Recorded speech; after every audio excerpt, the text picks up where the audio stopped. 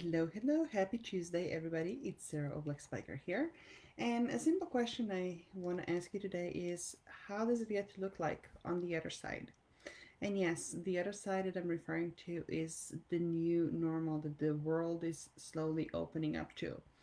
And I'm not asking you to ponder on this question in terms of, the whole humanity and the collective and the cultures around the world.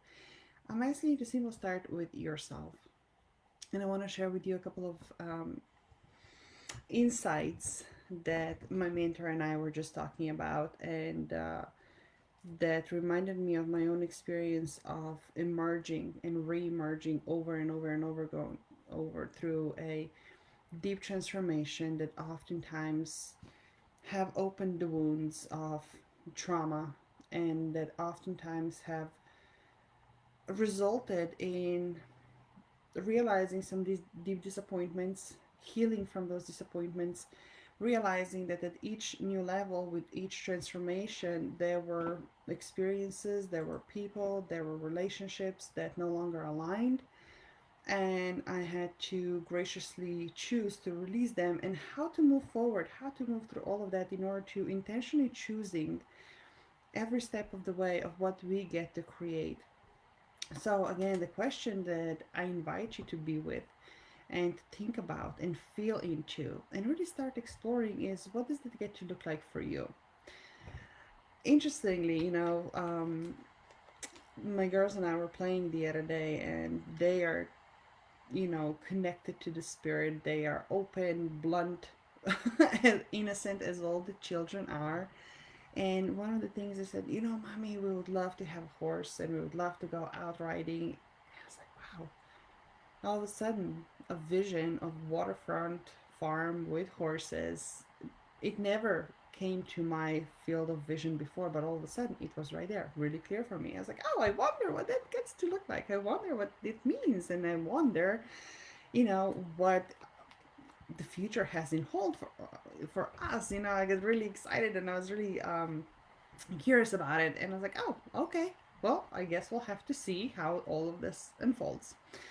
That same day, I had a conversation with somebody near and dear to my heart, and it's curiously, I was like, so, just wondering, what are you looking forward to when, the quarantine is over, when we get back to our lives, and is there anything you'd like to change? Is there anything you'd like to do differently, wiping your slate clear? And they quickly dismissed me, and they were like, no, everything's fine.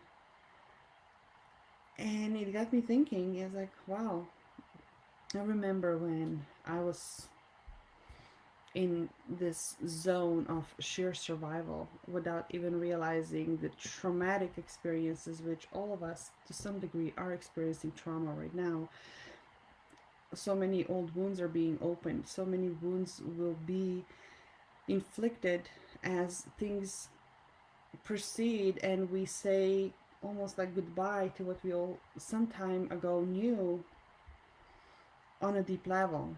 And I was reminded of many experiences when I went through it. Um, and at the time, when I was experiencing this focus, tunnel vision, survival mode, there were feelings and there were emotions that were coming up as I was taking step by step, just seeing the light at the end of the tunnel without having any idea of what it actually is, how exactly I'm going to get there. It was a sheer survival. And I remember all those feelings and emotions coming up, and how incapable I was of having the big conversation, the dreaming about, the envisioning, the aspiring level of conversations, because it was just such a narrow focus of a survival mode, and I was not even aware of it. So when I was talking to my mentor today, and conversation actually inspired this live stream, and we were talking about what does it get to look like on the other side.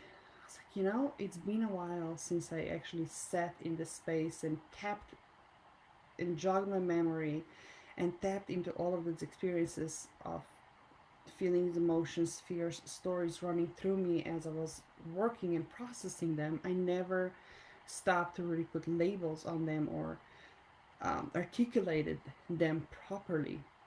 But on a deeper level, I knew exactly what the person near and dear to my heart who brushed off the simple question was coming from. They simply did not have the capacity to even process the idea, entertain the idea that there could be something beyond the sheer step by step fight for survival.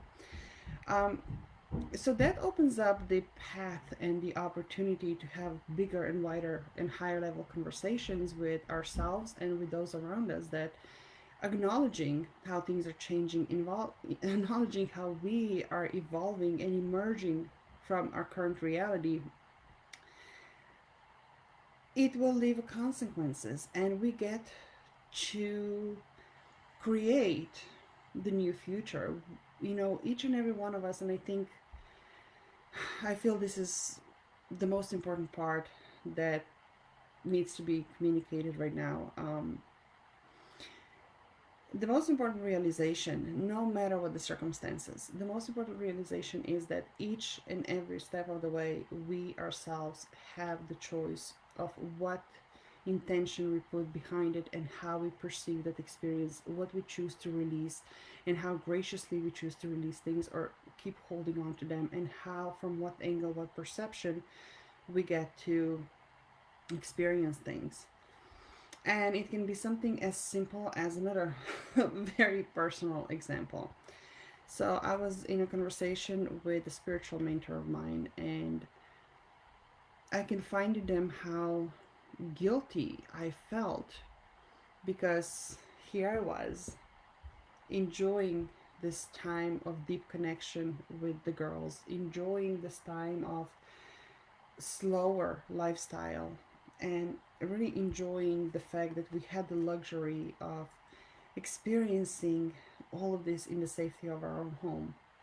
And that I got the privilege and joy and honor of showing up every day, just like right now, to speak to my audiences, to motivate, to inspire, to uplift, to serve my clients, you know, in one-on-one capacity where we could really dive deeper into their own needs and desires and obstacles and so on and so forth. And yet there was deep level of guilt because I felt like I was letting my husband down. I felt like I failed him because the business is not at the level where he would be comfortable with leaving his job. And I was putting my stories onto him because, first and foremost, I know for a fact that he loves what he does. It's his calling, it's his passion, and no matter what level the business would be, he is not the type of person who would be sitting at home doing nothing, right? And it's his way of showing his love and his support and his devotion and answering his calling, living his mission, fulfilling his mission in this life. And it was the spiritual mentor who helped me see things from a different perspective. Reality hasn't changed yet, but the guilt shifted from the feelings and emotions shifted from guilt to deep appreciation. And that changed everything. It opened up my own capacities to now see things on a different level, from higher perspective, to elevate my own attitudes, to elevate my own ideas, to elevate our conversations, and to really expand the horizons. And it gave me a capacity to really feel into what the new future for us could look like, what role, not the role, but what intentions we can put behind creating step by step to make sure that the life we choose to create really is a reflection of our own desires, and that we are not victims of circumstances and victims of current reality or reality that's yet to come. And that's what I wanted to convey, and that's what I want you to hear, is that no matter what's going on, no matter, you know, the disappointments, no matter the um, fear, no matter the hardship, no matter the all the heaviness and difficulties and challenges that we are experiencing, each and every one of us has this choice and has the power of flipping the coin, quite literally, and choosing to see things differently, choosing to process things differently, choosing to respond differently, because as we already established, and I said, and I talked about it yesterday, how we respond is how what we receive next. So to go back to the experience when, I was surviving, literally surviving postpartum depression and burnout. And I remember growing and evolving, and there were certain relationships, there were certain friendships, there were certain conversations that I simply did not have capacity to participate in, nor did they bring me joy. They were draining, they were bringing me down, and it was so difficult to say, you know what, this is not something that I'm available for anymore, and choosing to release. There are some of the people who have been in my life for over 10, 15, 20 years, who were dear, had some of the most intimate relationships with and most intimate conversations with. They simply, it was our time, to separate. It was our time to go separate ways. It was our time to, continue our own journeys in our own ways. And it was difficult and challenging, because at the time I remember feeling guilty, and I felt, less than and selfish in a way. But that's another thing I want you to hear, that intentional creation and creating a life when you can have it all requires you to take the radical responsibility and ownership for everything, including those challenging and difficult decisions, conversations, um, choices that, might not be the most exciting, but they will bring you freedom, and they will free you up, and they will allow you to. It's almost like trying to lift up a hot balloon with all the sandbags. If you want to have it all, if you want to have the intentional life, if you want to have intentional business, you have to take a responsibility, and you have to have the guts and the courage and the clarity, so you can tie off, cut off those sandbags, so you can elevate, right? And no one else is going to do it for you. So what does it get to look like on the other side brings up the same question. It brings up this whole area of choices that you get to choose, that you get to take every single day. And you get to pick and choose step by step with the best intentions. And you really get to create the reality of your most vibrant and deepest desires, no matter what is going on around you. So, this is what I really wanted you to hear today. And let me know if resonates. Let me know what's coming up for you. Because one thing that I do know for sure, this little voice on your shoulder right now saying you, yes, but, or yeah, but who do you think? Dot, dot, dot. Entertain that as a resistance that is keeping you exactly where you are right now, as opposed to leaping towards where you're meant to be. Those very same questions, those very same voices, those are those invisible shackles of past programming, stories, limiting beliefs, indoctrinations, and the list goes on and on and on. Again, only you have the power of breaking yourself free of those shackles and really making this quantum leap, or taking it step by step. There's no competition, there's no one right way or the other. It is only your way, and you get to choose what that way gets to look like, how it gets to feel like, how it gets to smell, sound, taste like, engaging all of the senses. Only you get to choose. And if perhaps you need a permission, if you're looking for a permission, well, pretend that I'm just giving you this pink permission slip. Yes, you can. You get to choose all of it and everything for yourself, for your loved ones.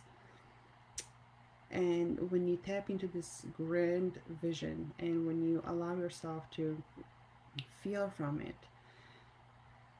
you will see how you will be making decisions in a very different way when you make them from the space of knowing and from the space of trust and expansion versus making them from the space of fear and scarcity and lack. And that in itself is a conversation for another time. So I will leave you with a simple question for today. What does it get to look like on the other side? And we'll talk again soon. Sending you much love. Bye.